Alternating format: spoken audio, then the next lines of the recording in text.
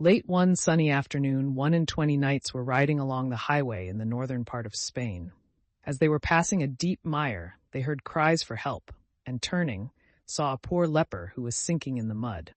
One of the knights, a handsome young man, was touched by the cries. He dismounted, rescued the poor fellow, took him upon his own horse, and thus the two rode to the inn. The other knights wondered at this. When they reached the inn where they were to stop for the night, they wondered still more, for their companion gave the leper a seat next to himself at the table. After supper, the knight shared his own bed with the leper. If the knight had not done this, the leper would have been driven out of the town, with nothing to eat and no place in which to sleep. At midnight, while the young man was fast asleep, the leper breathed upon his back. This awakened the knight, who turned quickly in his bed and found that the leper was gone. The knight called for a light and searched, but in vain. While he was wondering about what had happened, a man in shining garments appeared before him and said, "Rodrigo, art thou asleep or awake?" The knight answered, "I am awake, but who art thou that bringest such brightness?" The vision replied, "I am Saint Lazarus, the leper to whom thou wast so kind. Because I have breathed upon thee, thou shalt accomplish whatever thou shalt undertake in peace or in battle. All shall honor thee. Therefore go on and evermore do good." With that, the vision vanished. The promise of Saint Lazarus was fulfilled. In time, young Rodrigo became the great hero of Spain. The Spaniards called him Campeador, or champion. The Saracens called him the Cid, or Lord.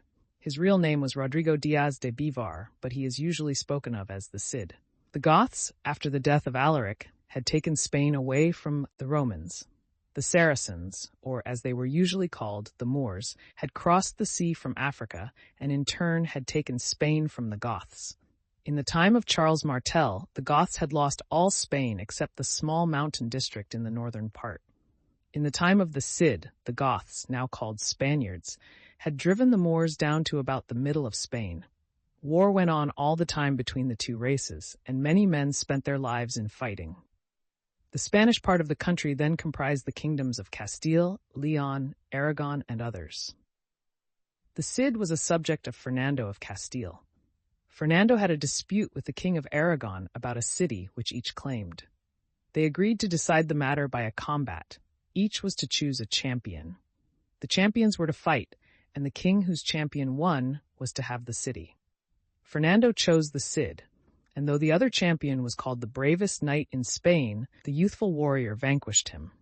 When Alfonso, a son of Fernando, succeeded to the throne, he became angry with the Cid without just cause and banished him from Christian Spain.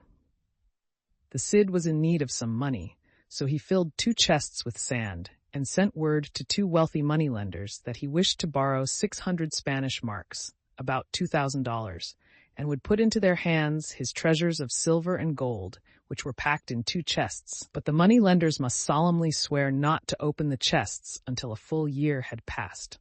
To this, they gladly agreed. They took the chests and loaned him 600 marks. The Cid was now ready for his journey. 300 of his knights went into banishment with him. They crossed the mountains and entered the land of the Moors. Soon they reached the town of Alcosur, and after a siege, captured it and lived in it.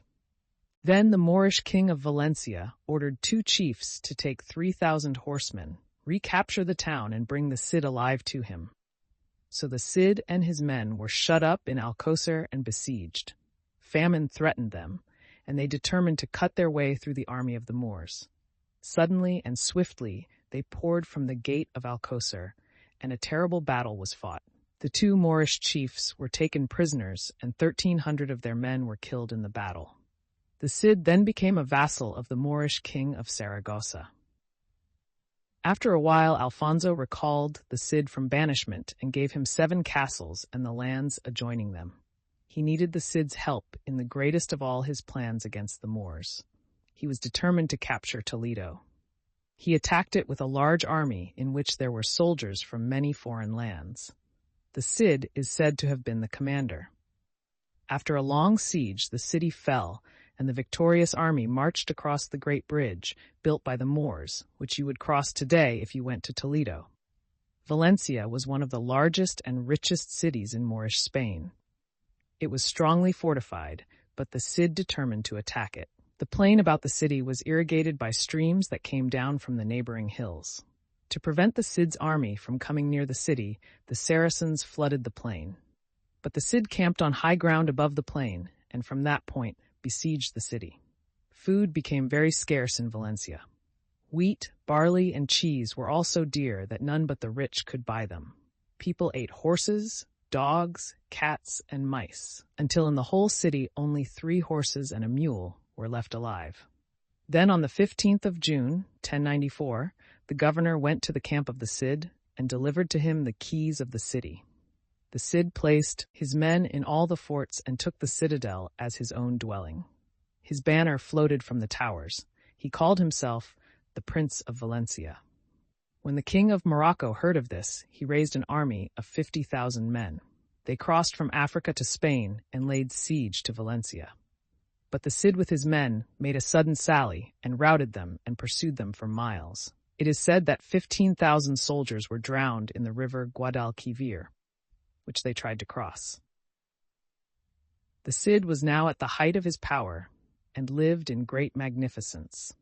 One of the first things he did was to repay the 2 friends who had lent him the 600 marks. He was kind and just to the Saracens who had become his subjects. They were allowed to have their mosques and to worship God as they thought right. In time, the Cid's health began to fail. He could lead his men forth to battle no more. He sent an army against the Moors, but it was so completely routed that few of his men came back to tell the tale. It is said by a Moorish writer that when the runaways reached him, the Cid died of rage, 1099. There is a legend that shortly before he died, he saw a vision of St. Peter, who told him that he should gain a victory over the Saracens after his death. So the Cid gave orders that his body should be embalmed. It was so well preserved that it seemed alive. It was clothed in a coat of mail, and the sword that had won so many battles was placed in the hand. Then it was mounted upon the Cid's favorite horse and fastened into the saddle, and at midnight was borne out of the gate of Valencia with a guard of 1,000 knights. All silently they marched to a spot where the Moorish king with 36 chieftains lay encamped, and at daylight the knights of the Cid made a sudden attack. The king awoke. It seemed to him that there were coming against him full 70,000 knights, all dressed in robes as white as snow, and before them rode a knight, taller than all the rest, holding in his left hand a snow-white banner, and in the other a sword, which seemed of fire. So afraid were the Moorish chief and his men that they fled to the sea, and 20,000 of them were drowned as they tried to reach their ships. There is a Latin inscription near the tomb of the Cid which may be translated, "Brave and unconquered, famous in triumphs of war. Enclosed in this tomb lies Roderick the Great of Bivar."